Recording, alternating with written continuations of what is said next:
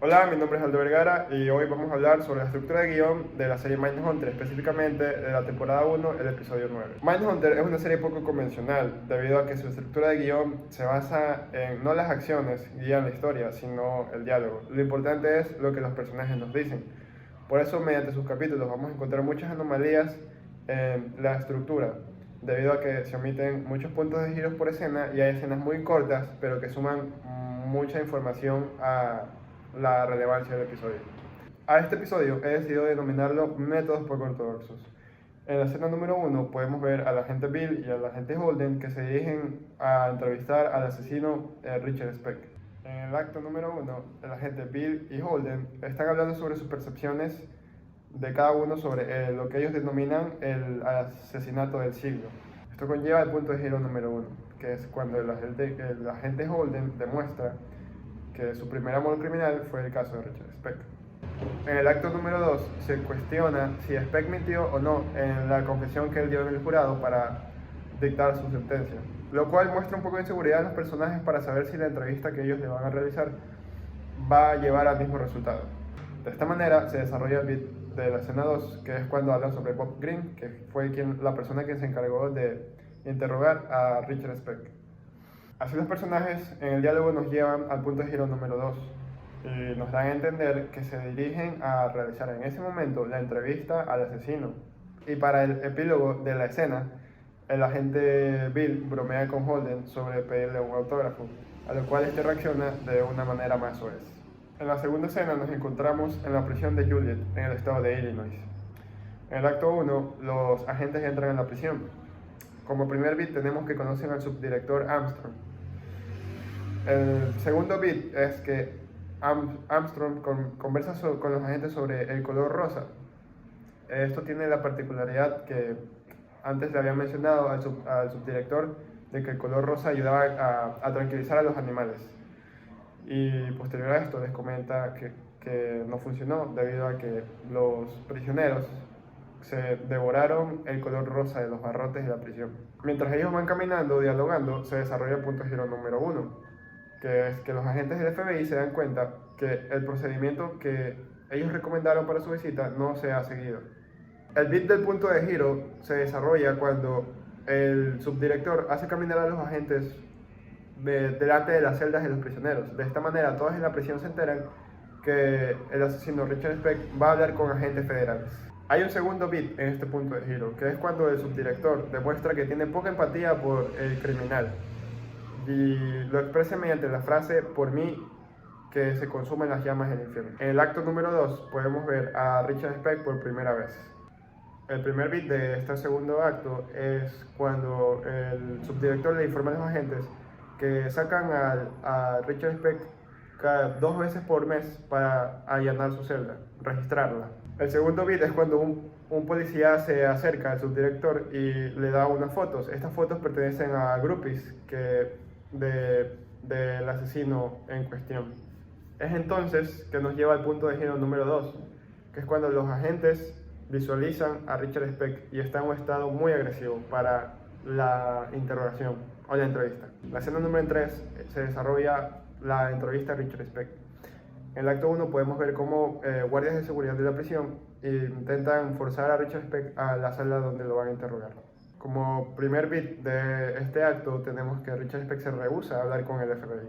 El segundo beat de este acto es que él demuestra su molestia porque debido a la entrevista allanaron la celda de él y hurgaron sus cosas. Sin embargo, hay un punto de giro ya que el agente Bill logra persuadir al asesino para que se calme y tome asiento.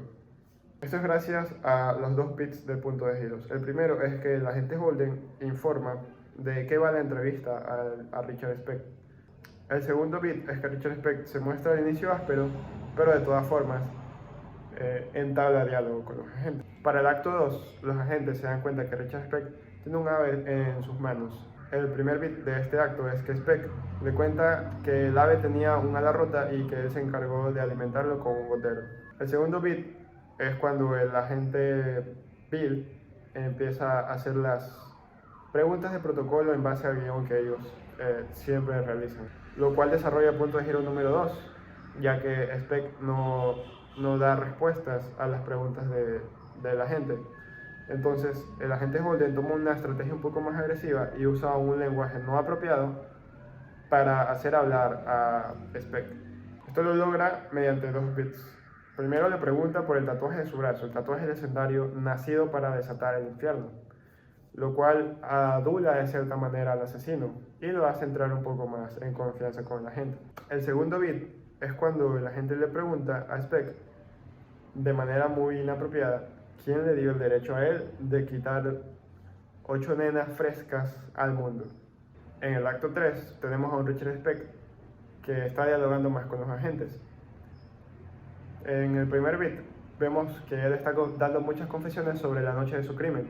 Sin embargo, esto no va a durar, ya que el agente Holden insiste con una pregunta sobre un intento de suicidio que termina incomodando al criminal. Así, en el segundo bit de este acto, Speck no demuestra vulnerabilidad y termina arrojando el ave que tenía en sus manos a un ventilador que constaba en la parte de atrás de él. En la escena número 4 tenemos al agente Billy Holden en un avión de regreso a la academia del FBI. En esta escena no tenemos puntos de giros, pero tenemos bits importantes que aportan información para el desarrollo de la trama del capítulo. En este caso, el único bit de esta escena es que el agente Bill persuade de cierta manera a Holden para que se elimine la cinta debido a su comentario inapropiado. La escena 5 es muy corta. Podemos ver en el acto 1 al agente Holden con unas compras en el brazo. Pasa por una lavandería, que sería el bit 2, y se desarrolla el punto de giro, que es cuando ve a Debbie dentro de la lavandería. En el bit número 2 es que Debbie se da cuenta que Holden está parado fuera de la lavandería. Y para el segundo punto de giro de esta escena es cuando el agente Holden decide entrar a la lavandería y dialogar con Debbie, debido a que en el capítulo anterior habían tenido una situación conflictiva.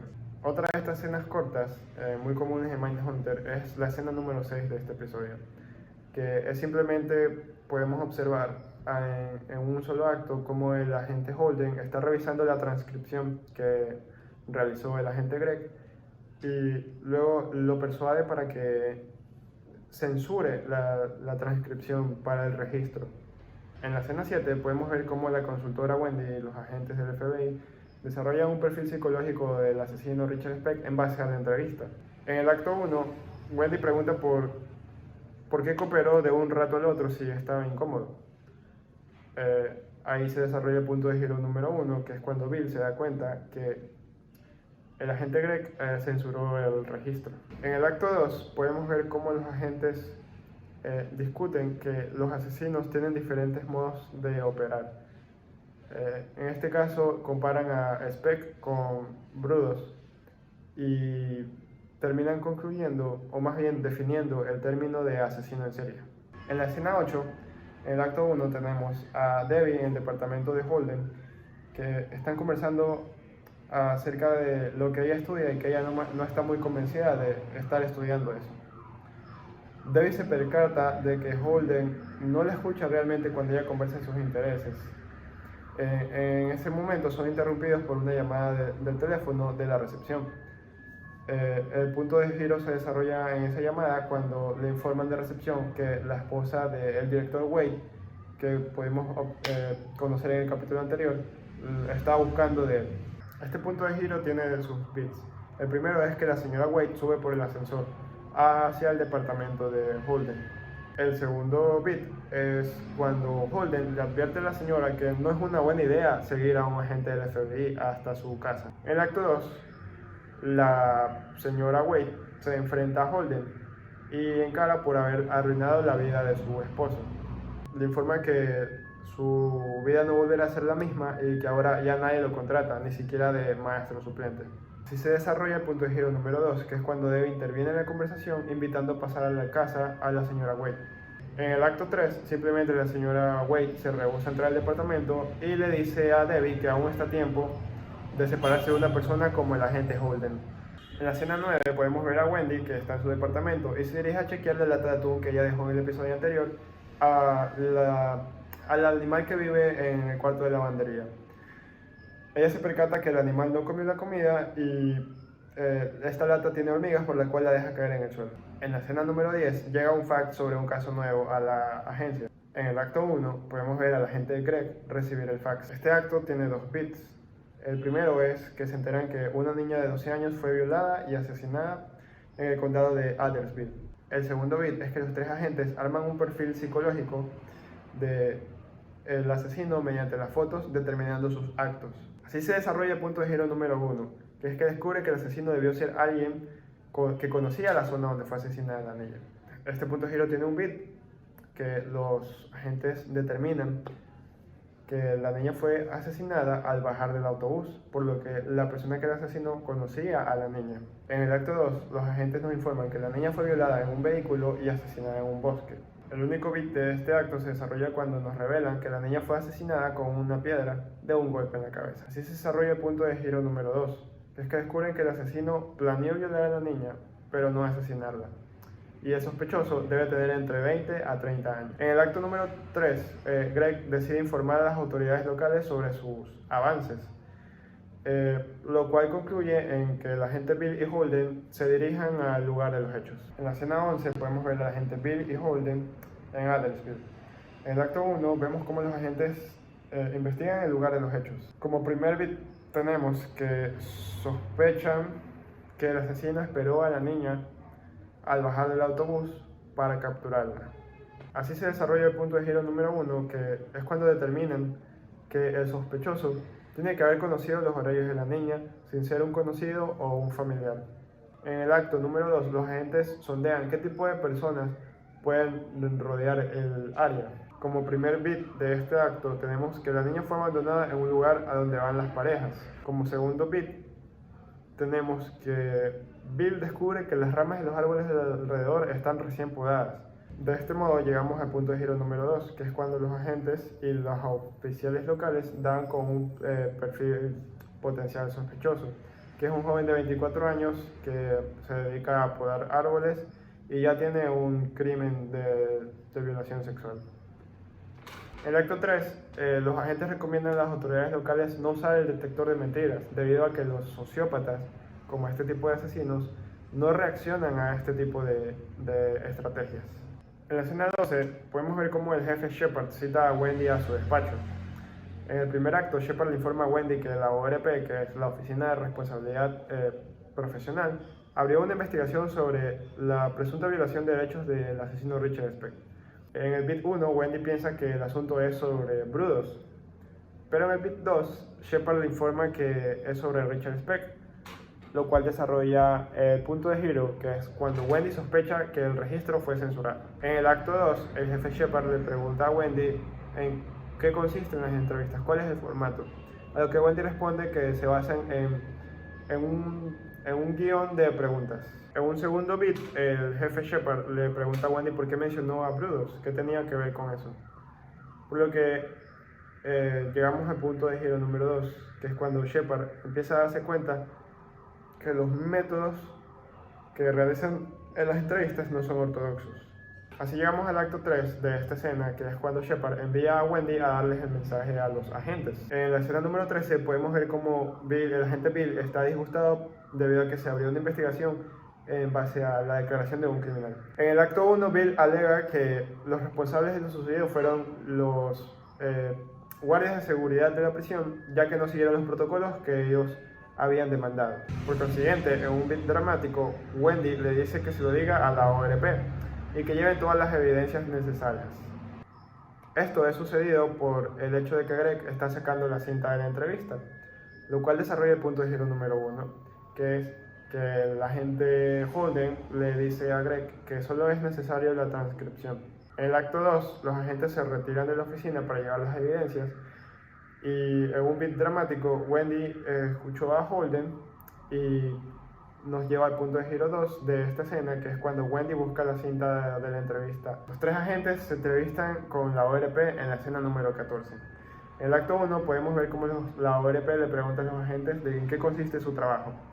En el bit dramático, el agente describe a lo que ellos se dedican, el progreso que están haciendo con la investigación del departamento. Por consiguiente, la ORP les informa la declaración que dio Richard Speck y que el nombre de Holden figura en ella, por lo cual se desarrolla el punto de giro número 1, que es cuando Holden es interrogado por figurar en esta declaración y transversar la realidad que sucedió en la entrevista.